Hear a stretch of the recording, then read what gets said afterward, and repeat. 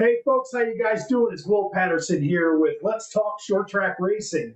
We got a very special guest on today. We got Daniel Webster who's going to be joining us. He's out there at the shop right now, and he's got some interesting stories to go ahead and tell us. Daniel just won the UARA race about 3 or 4 weeks ago out there at Citrus, so we're going to talk with Daniel about his plans and about the race win that he had a couple weeks ago. And there we go. There's the man right there, Daniel Webster. How you doing, buddy? Hey, man, good to be with you. All right. Well, welcome to Let's Talk Short Track Racing. How's everything going? Good. Just another day here at work. We were just talking off air before we came on that for the first time this year, I'm getting my sportsman car ready to go. She's collected some dust since it's been sitting since about January. So I got Sozio's knocked out. It's ready to be picked up tomorrow, and decided to jump on mine tonight, get a couple hours in on it before work tomorrow. Is that the only hot rod you got there? You got Sozio's, yours, anybody else's car you got over there? I've got Turner's here to fix still from the Freedom Factory race. I got Matt Montaneri's GMS Pro in the trailer we went to New Smyrna and got rained out this past Saturday. I haven't unloaded it yet. Inside the shop, I've got both of actually all three of my two Fury Supers and Fury Pro. And Sammy Coghill just dropped off his Sportsman. It's in that trailer over there in the corner. I need to get it in the shop tomorrow and do the setup and change. They had a bad transmission vibration in the last race. He had to pull off early after qualifying second. So we're going to put a transmission in that thing tomorrow, get it set up for Citrus. There's always plenty going on here. I was going to say, you got a busy man around there. So are you starting to go ahead and develop into the chassis setup type of thing, and building the cars and getting them back into shape again? Yes, that's right around the time COVID hit. I was doing I was selling health insurance. I decided to try a grown up job for once, and it was miserable. And I started working on race cars for a living, and that's what the RFD thing came from. The Sozios were my first client. They came to me needing some help with that car, and I got them from being a back marker to a top three car every weekend, everywhere that thing goes. And then that led to me building the RFD one, the regular car here. That was my personal first ground up build. Like, I grew up watching my dad build race cars. That was the first one I got to do, so it was really cool winning a handful of races with that car. I felt like I've established myself as one of the top two or three sportsman guys over the last few years, crew chief and setup build wise, whatever. I build my own front clips, all that good stuff. This year we took more of a step into the late model world on the business side. Like, I've raced late models forever, but this year we brought in Chad Rutherford with his Fury car, and Sozio. He and his sponsor were able to purchase a really nice Fury from Lee Falk Racing to upgrade his pro program. And then now also Matt Montaneri, which helps sponsors Tim, bought that brand new GMS. So I have three really nice high end customer prolates that live here. Chad's is, I forget, where's that trailer at? That's in front of the house. Chad's car's here too. Yeah, I knew I was forgetting one. But yeah, it was really really cool moment for me outside of the driving side of things. About 2 months ago, we went to New Smyrna for a prolate race, and watching three cars leave pit road with my logo on the back of them to start practice of like high end, really nice late models. It was a cool moment, seeing where I started off, basically just working on a couple sportsmans here and there and doing whatever to housing full time three, like I said, nice, two nice Furies and a brand new GMS car. I'm proud of that step taken this year on the business side. Right, absolutely. So do you think this is going to grow into a full-time job? Is it a full-time job now already? Oh yeah, I from New Year's until God, I think it was late March before I had my first day off this year. Hmm. It's been actually I hired Sean Senecosa full time. Like, it's finally gotten to where I can hire somebody to be here full time, and then I also have like Michael Goddard and Aaron Anderson part timers. Um, Cody Struble comes with me to all the races like he's somebody I can turn loose on the late model side of things to help co-crew chief at the track. I've been training him on the track side of things the last couple of years, but it's nonstop, which is it's a cool problem to be that busy. But yeah, when I first started Right. this, it was like, well, I'll do what I can to kind of fill gaps. I bounced around to some other shops here and there when I first got going. Whenever if other people like if Roland or Pierce were behind, I'd run over to and help them for a few days. But yeah, now it's turned into like turning work down. Like I still have more like I could take in if I had time for, but I got to where, like I said, I was working 12, 14-hour days, 7 days straight for the first few months this year. So I kind of slowed down and trying to focus on more of my core customers to make sure they're getting, good quality work out of me, and now Sean also. Um yeah, it's very full time. Yeah, yeah, that's great. Do you think that this might possibly grow into like say a campy type of thing where you might start renting out your equipment and the rental rides type of thing? It might grow into something like that down the road? Yeah, I started on the beginning steps of that with Matthew Laprade, renting my Pro Truck. The first 2 years of him moving from Legends up to Pro Trucks, that number 18 truck he drove, like at Auburndale and Citrus stuff like that, was my truck. Hmm. I purchased it to rent to him, and he drove my Sportsman a couple times too. I've had a few others, a handful of people rent the Sportsman. Yeah, I'm dabbling on that side of things. Um, I want to like just kind of work my way into it, making sure I could because whenever you get into the leasing side of things, you have to have the full product on the appearance side too. Like you need the nice trailer, the nice pit box, the nice, make sure everything's logoed out, because whether it makes it faster or not, that's part of the experience that these Yeah, customers pay for. So I'm working my way up towards being able to do leasing late models. Um, it's tough because I still want to race. Uh, so it's uh, such I could make more money if I didn't still enjoy driving as much as I do. right. So I've been working to find that balance, because like for my customer guys, it does benefit me still being in the car. I can like the base setup I've spent the last year, 2 years on with my Fury car building behind the wheel. I plugged it straight into Chad and Tim's car, and they were instantly better and happy with. So like me being in the car is still a benefit to my guys. I just have to work on the schedule side of things to where it doesn't interfere with their racing. So it's a Sure. lot to No. balance. Oh, I'm sure. I've talked to a lot of drivers, and I mean, how old are you right now, Daniel? I'm gonna be 40 in a couple months. Okay, all right then. So Yeah, yeah, I'm I catching was up. just, yeah, I was just. Yeah, it's Don't worry, it's I'll always be in the lead. the But beard's it's getting just, wider. oh, trust me, I know. How many kids you got? Just a bunch of race cars, 2 dogs, and 3 cats. No kids. No, So I always planned on it, but I haven't taken enough of a break from the whole racing thing to do that yet. congratulations, folks! You're listening right here to the smartest race car driver in the country. His kids And are race cars. That's beautiful. yeah, that's how I'm I able would have done to try to. That's how I'm that. able to try to run a business and still race super late models pretty well full time. Is to not have uh, babies that need me. Well, whenever Michael Goddard gets over there, instill that into him because I've told him that for the last 10 years now. He's going pretty good, so that's good. And so whenever you see Oh Michael yeah, over there, yeah, tell him he's going to be 29 this year, and I told kid, just keep going, man. You want to race? Don't have no kids, So yeah, I yeah. totally get it. I totally get it. Hey, nothing against the people that want to have kids and want to race, but you drivers out there know. You know what we're talking about.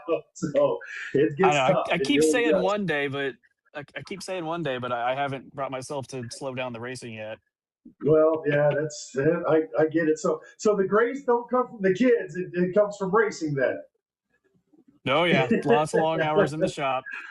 Absolutely, absolutely. I get it. So Daniel, how long have you been racing for?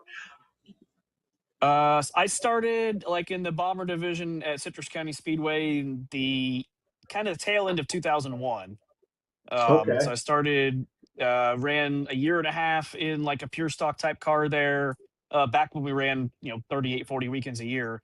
Then moved up to street stocks the next year with the same car, just kind of upgraded it. And then in the 2004, um, I moved up to sportsman, and they canceled the class after the first race of the season that year. So we ended up putting 10-inch tires on my sportsman, and I ran with the supers throughout the year, getting seat time. And I finished third. I still remember in the summer of '04 in a 24 car super race with a sportsman. So I got promoted to drive dad super after that finally. And then I won my first night in the Port City car. I set, qualified second behind Wayne Anderson, and ended up winning the race. Oh wow.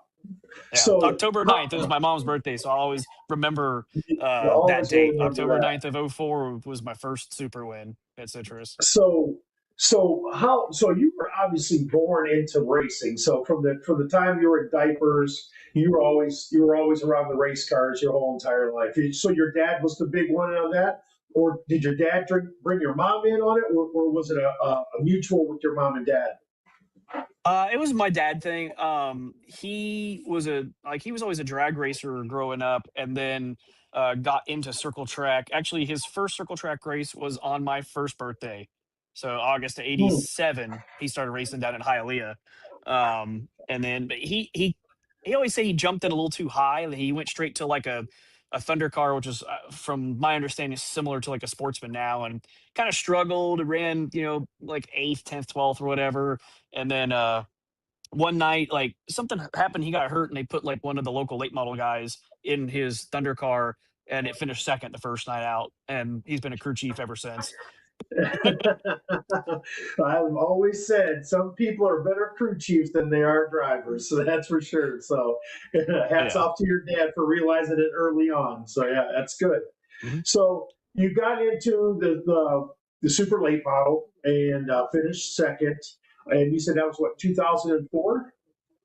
Yeah, yeah. Set fast time and won my first actual super race in a super in October of '04.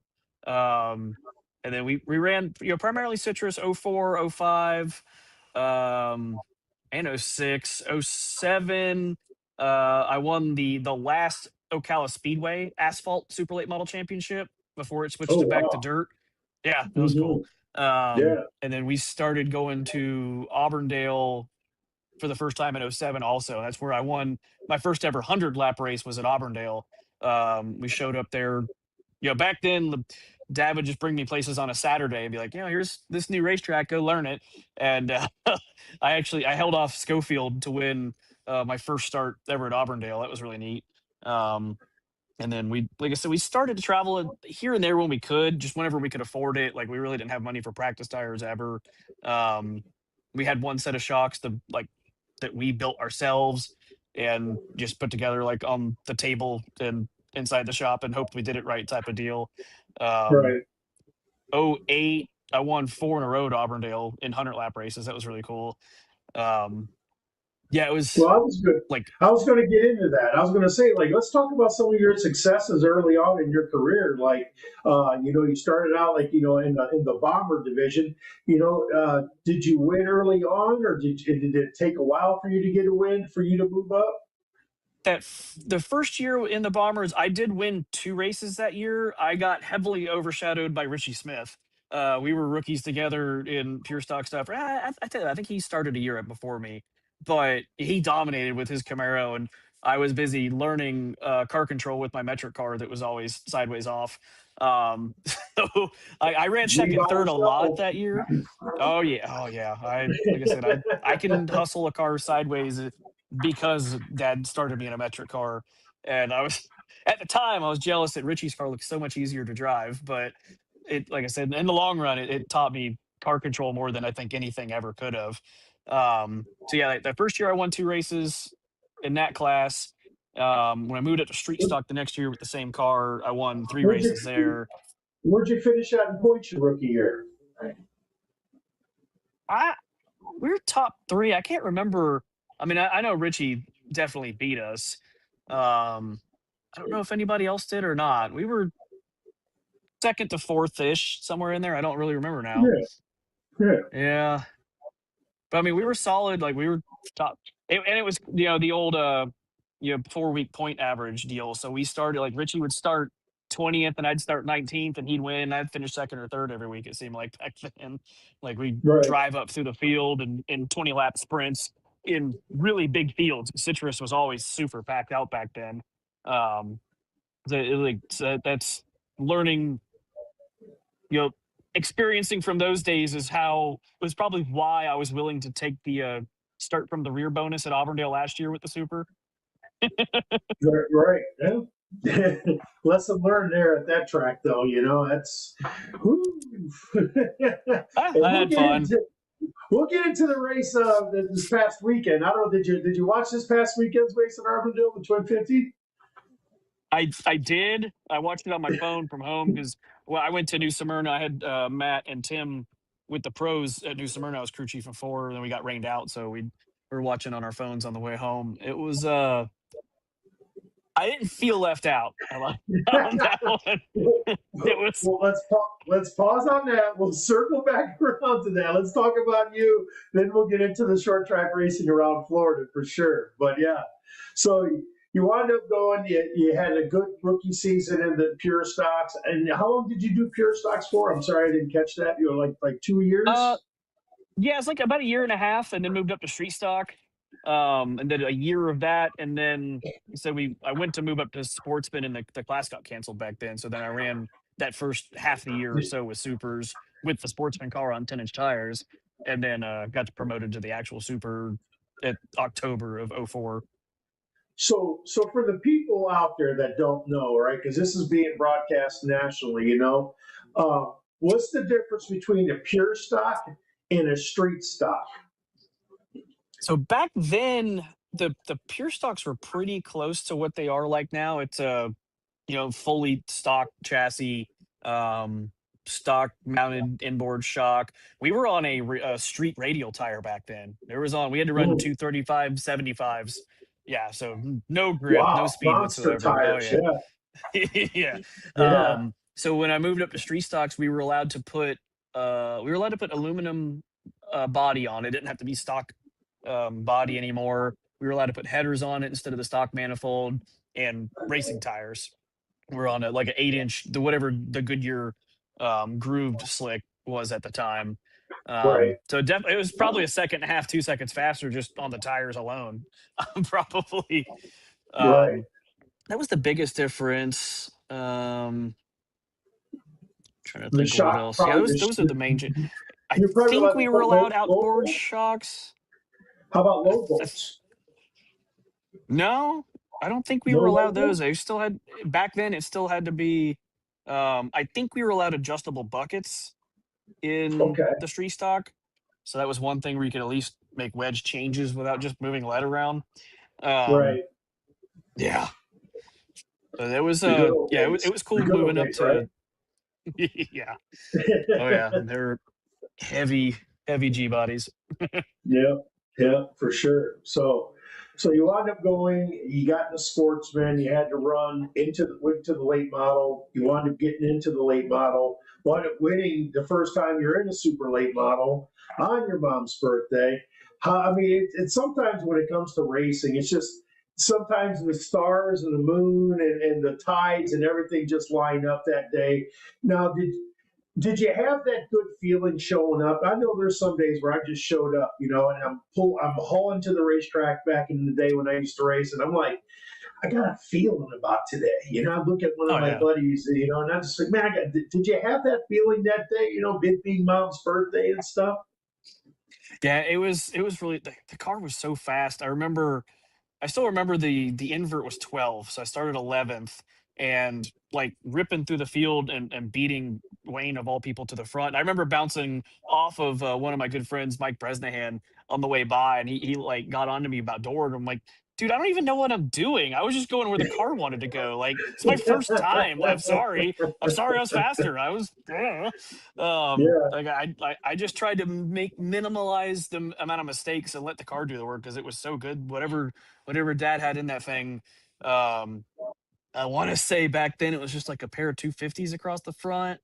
Um, with like an inch and a quarter bar, 2 rounds on it, like very basic stuff, like 185, 250 in the back.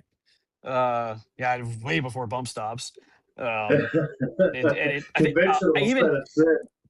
conventional with steel Penske's with coilover kits on them. I remember that. It was like a 510 on the left front and like a 6.8 on the right front that he ordered for that thing, and it hauled ass. It beat all Yeah, the like the cars with Penske's and stuff, like actual coilovers on them. That was with adjustable shocks and everything. I don't even think they were rebound adjustable. I think they were just built just regular like a sportsman shock basically with coilover kits. And it whatever combo he picked, like that thing hauled ass. And like I said, I was as a very very green rookie was able to win in. I mean, it was like a 22, 24 car super field with, I said, Wayne Bresnahan. Like there was all the citrus hot shoes back then. Of I was still excited just to be on the same racetrack as him, much less like winning the first night out. right.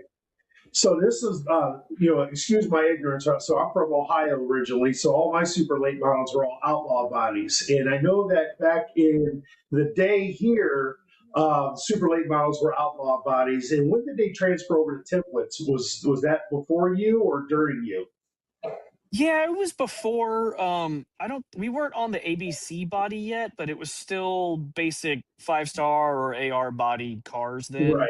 Right. I think we had like that 2000-ish Monte Carlo body on the car then, but they were Okay. template-ish type cars.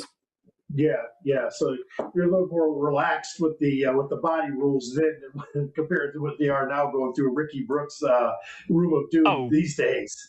yeah, for sure. Yeah, we just hung it Yeah, however it looked cool. yep, yep. So, all right, guys, well, we're going to go ahead and go to a break, and then we're going to come right back, and we're going to have Daniel on here. We're going to ask him some more questions, and we'll go ahead and see you guys here in about 2 minutes here. So come on back here to Let's Talk Short Track Racing.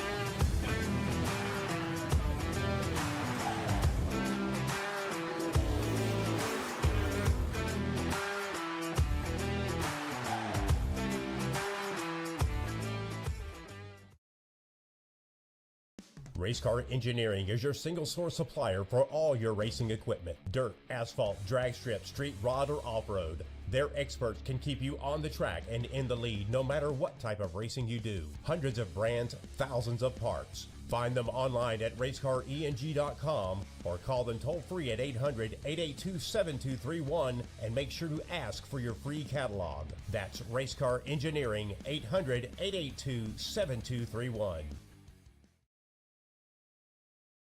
You guys would race each other hard, but you guys would never slam or bam or wreck each other. The one race that comes to mind is a couple years ago, the Governor's Cup, when Michael finished fourth and I believe you finished fifth.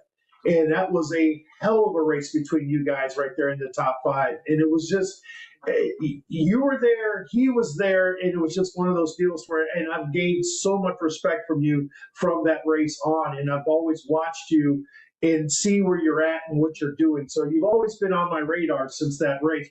You were on it before, but you really hit my radar, more in the middle after that race, and always watched you. And even at Cordeal, this year in the wintertime. Maybe it was about a couple months ago. They had a race up there at Cordeal, and you and Michael, there you guys go again. You guys are racing side by side. So I was like, man, there's Webster again. Him and Michael just battling it out. So, I always felt that you were a clean driver. And I've always appreciated that about you. And you said earlier on, you've talked about how you guys are grassroots. You guys aren't coming in with the semi truck hauler and the semi truck trailer. You guys, it's not about the tow, it's about the show, and that's what I always say. So being grassroots gains so much respect for me, and I'm sure it does for a lot of the listeners and viewers out there, that the guys aren't in these $1 million operations. Not saying we don't want to go there, or that's not a dream, but it's definitely one of those things where it's you're doing it the right way. You're doing it the blue collar way. You're not being spoon fed. So that's my little testimonial to you. So yeah, I just want to say we appreciate you out there doing everything that you're doing, man. And I'm really proud of you that you won at Citrus. And what's your plans for the rest of the season here? I know May was very busy. This weekend, we're going to take the Sportsmen's back to Citrus for the UARA race. Like I said, it's going to be my first time back in this thing this year. And I got Sozio, Cog Hill, and Struble. And then I think I'm gonna take my pro truck over to Orlando and do the Hell on Wheels race, just because like I think it'd be cool to get back there.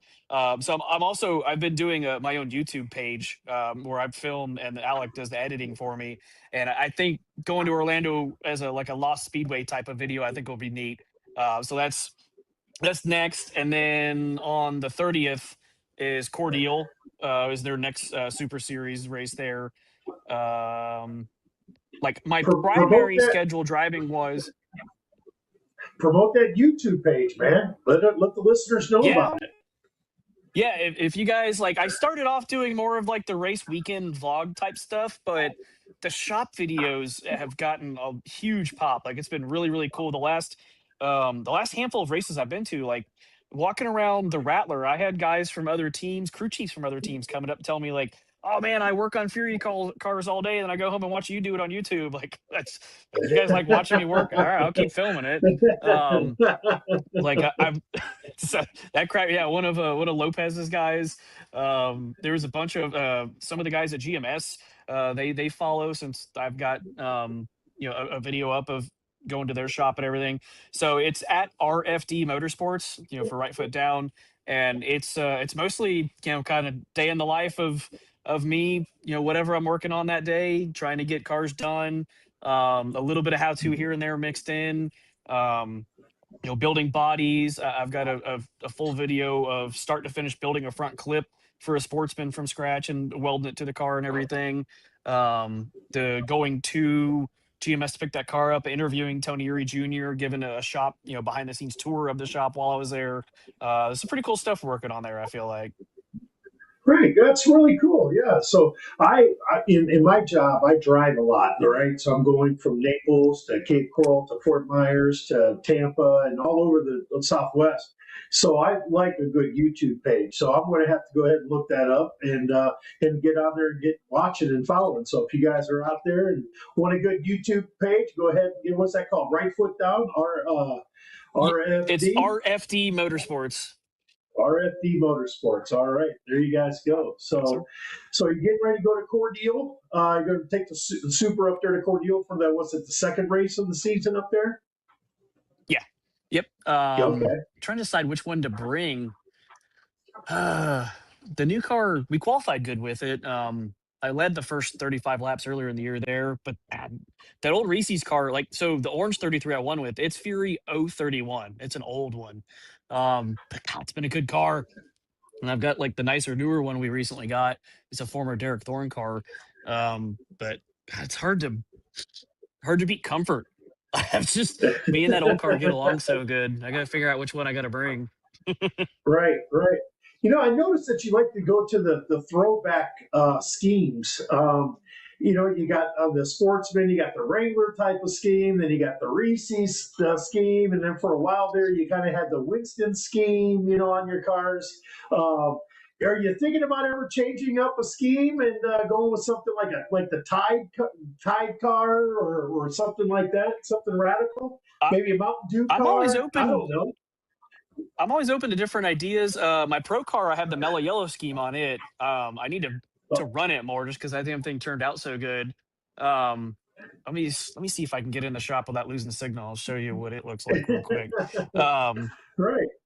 but yeah, We're gonna go to the shop so when for you, NASCAR folks. started doing yeah, when NASCAR started doing the throwback race a few years ago, I loved it. And so my first real job was doing vinyl wraps. So I've always designed all my own paint schemes. I love sitting down at the computer and trying to come up with something.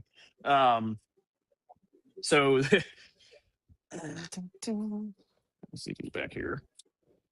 So the mellow yellow car up there on the lift is my pro Okay. car. Yes. Yeah. I remember I that now. I love how that thing turned out. And then my new super with the Dale Jr.'s Dirty Mo Posse, the 2002 Daytona Xfinity car, O'Reilly, whatever scheme. Love how that thing turned out. And then Right.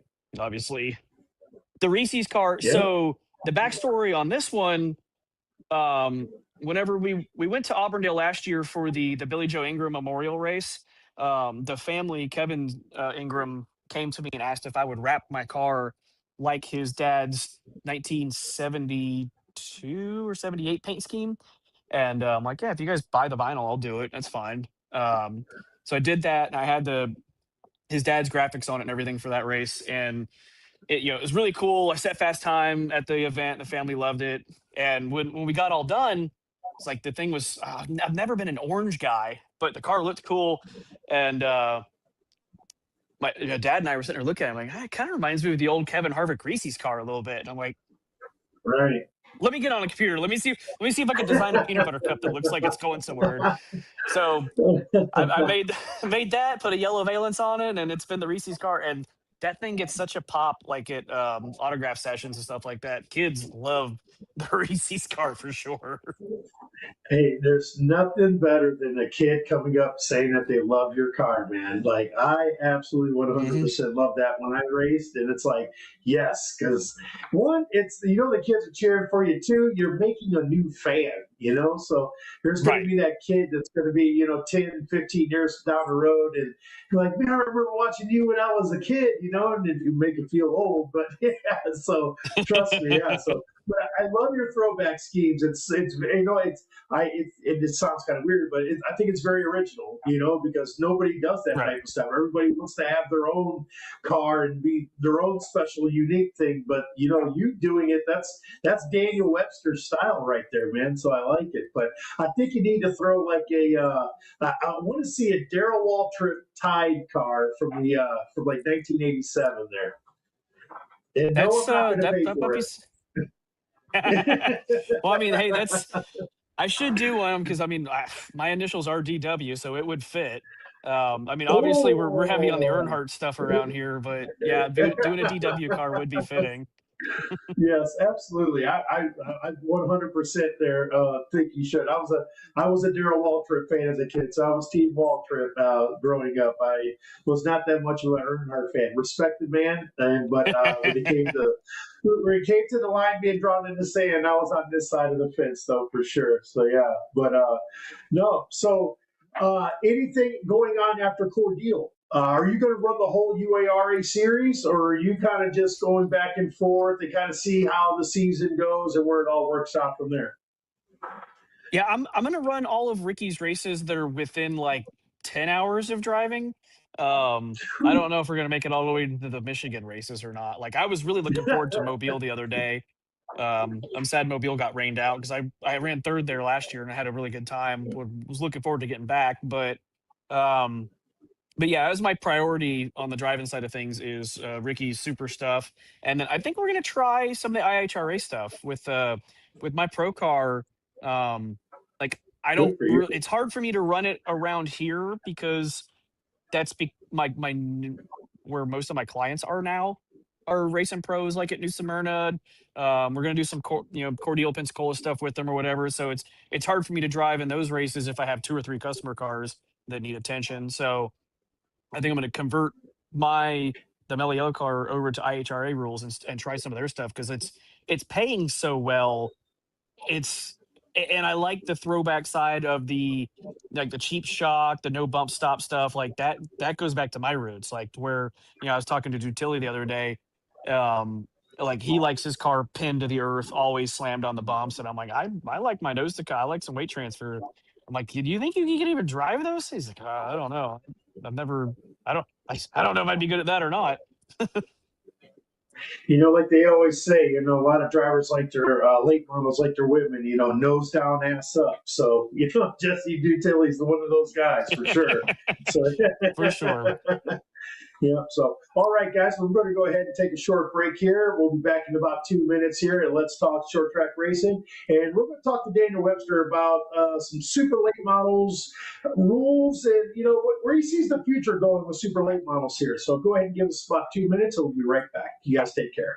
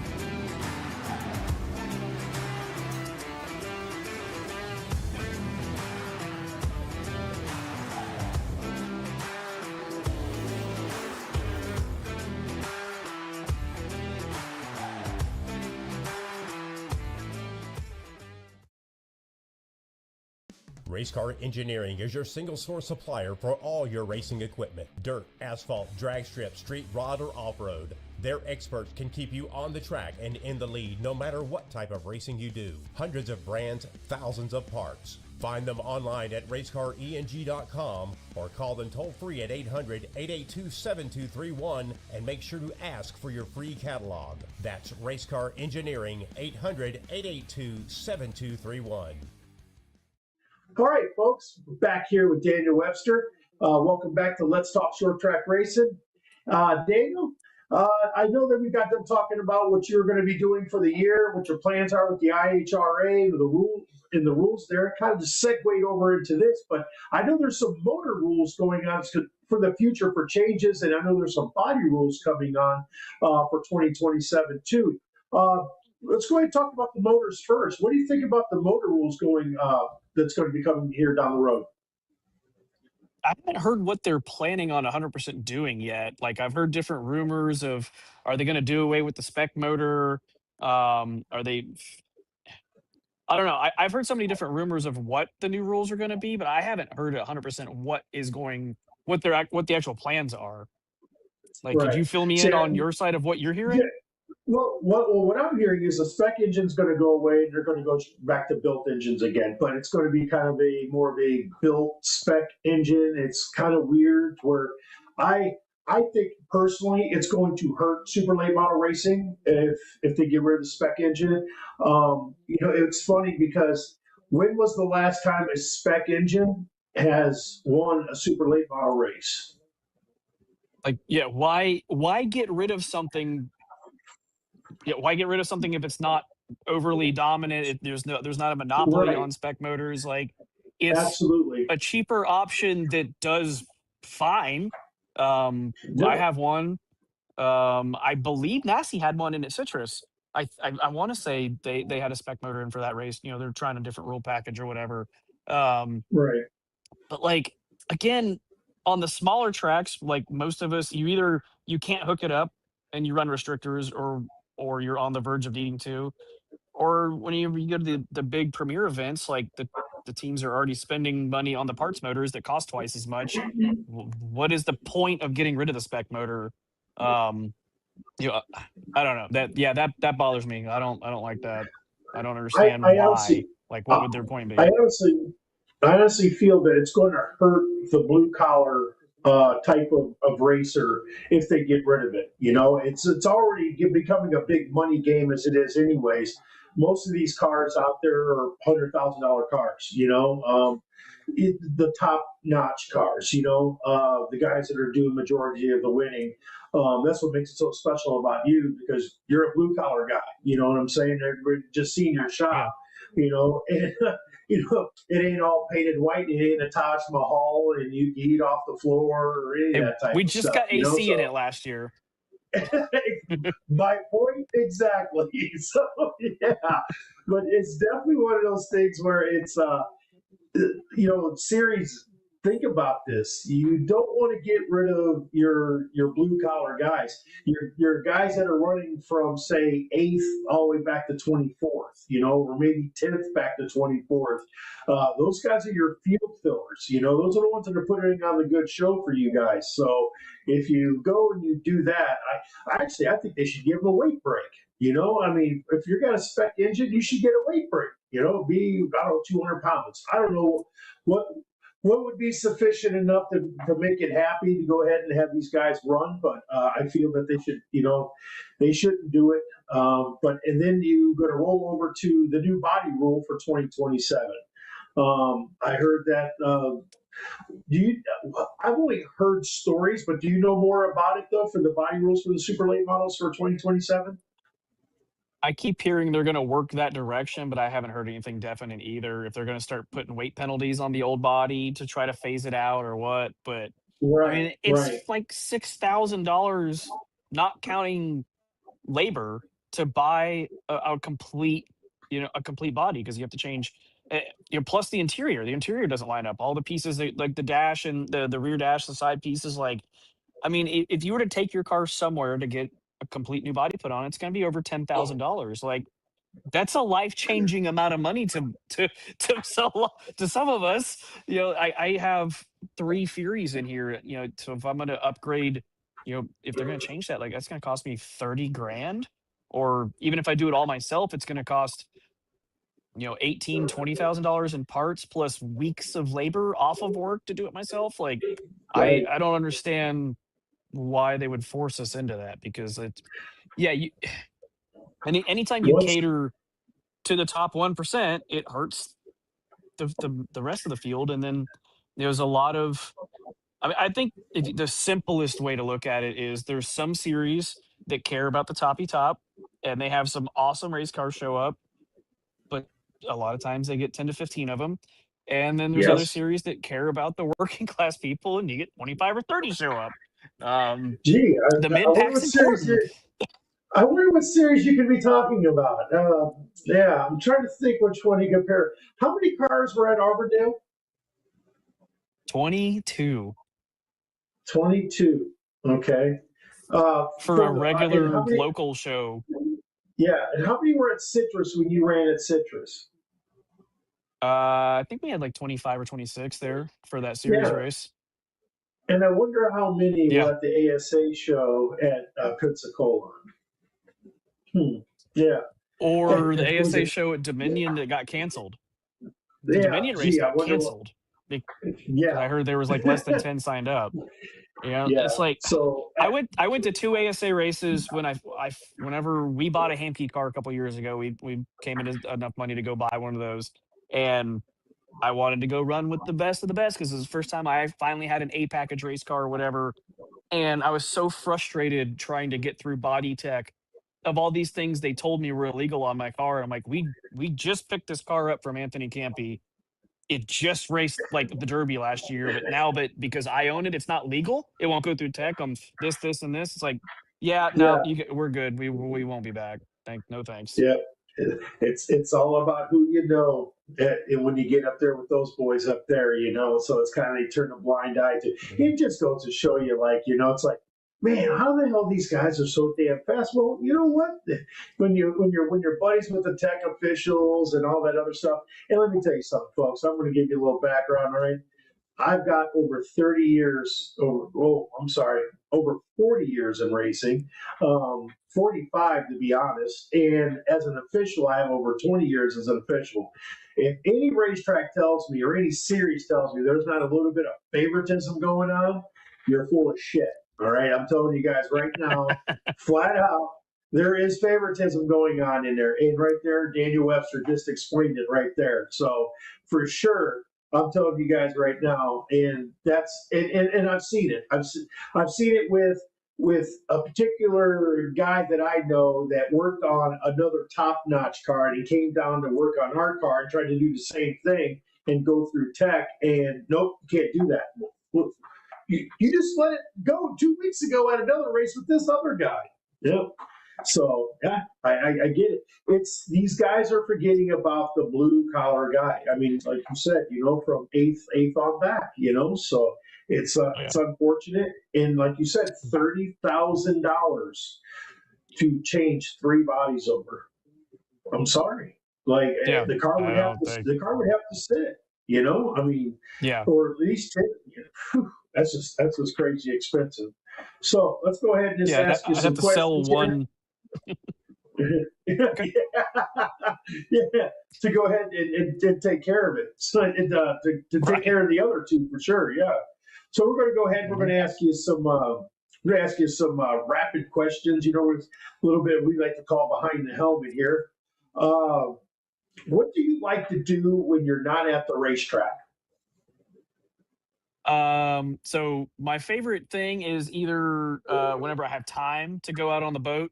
Not really a fisherman, just like to anchor up in the flats or something like that and stand in the water and sip on a drink and just enjoy the relaxing.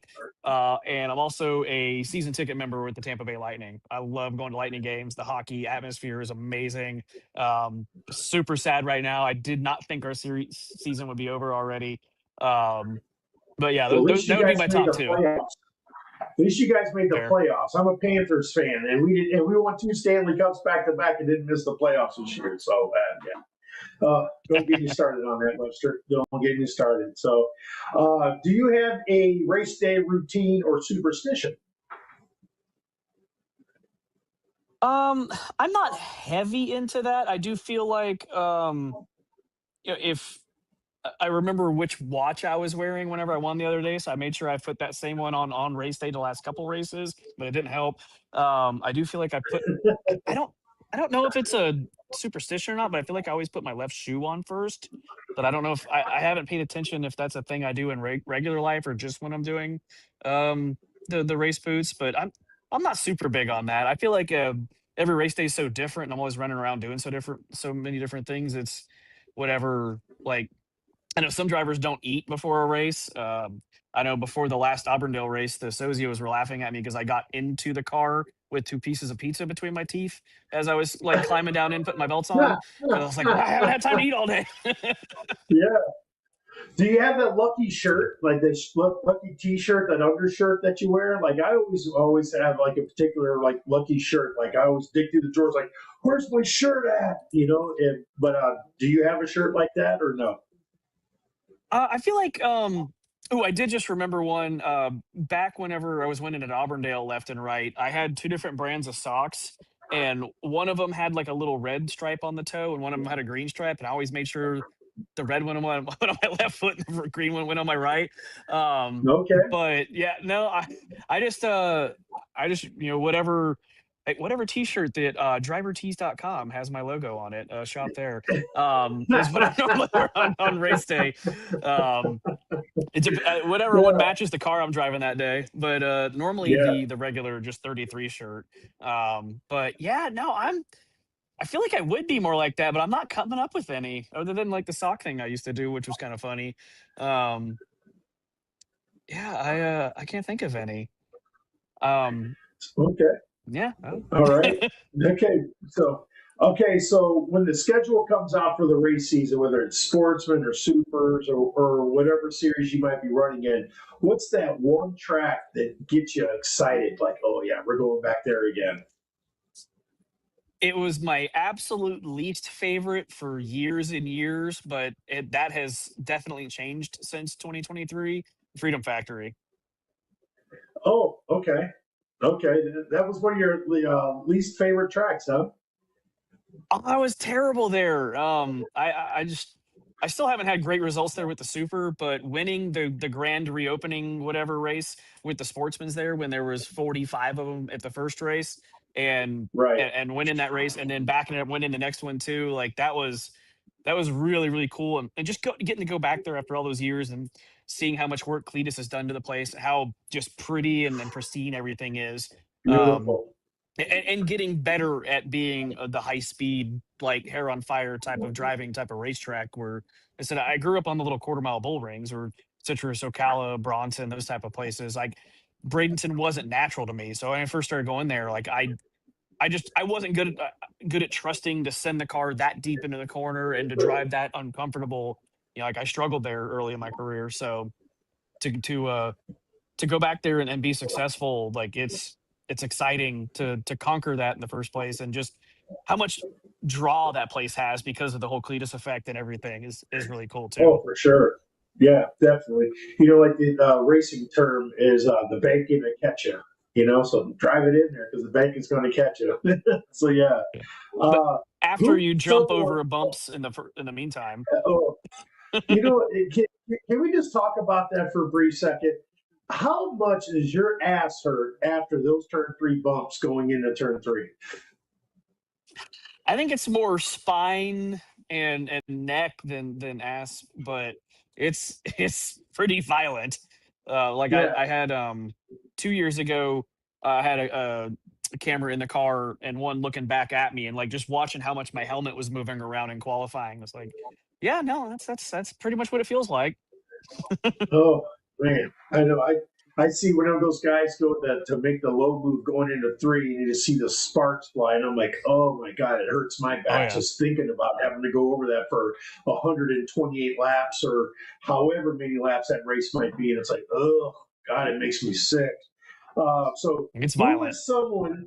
Oh yeah, who is someone you always enjoy racing against? There's I'd say the first one that came to mind is probably Colin Allman because I feel like he's one of the closest drivers you can compare to my style as far as the aggressiveness but cleanness. And really, I want to say the car I've raced around the most over the last 8 or 9 months is Nassie. Like there's a few races at Cordial last year where we were side by side a bunch. Cordial beginning of this year side by side. Obviously the citrus race. Um, like he's one of those where you can drive as hard as you can and but trust like if you screw up and get into him, he's gonna save it. So like you don't have to be on pins and needles next to him to like I remember BJ McLeod told me that years ago that he liked racing against me because he knew if he made a mistake overdriving and hit me that I wouldn't crash. So he trusted that he could drive to his fullest extent next to me and I could handle it. If that makes sense. So I'd say Nassie's right there on that. Um, and Colin Dutilly because he's like such like up on the wheel, wild, hanging on for dear life, maximum effort around there. Um, trying to wrangle all that in while being next to him in the process is entertaining. Atwell I'd put in the same category as Jesse.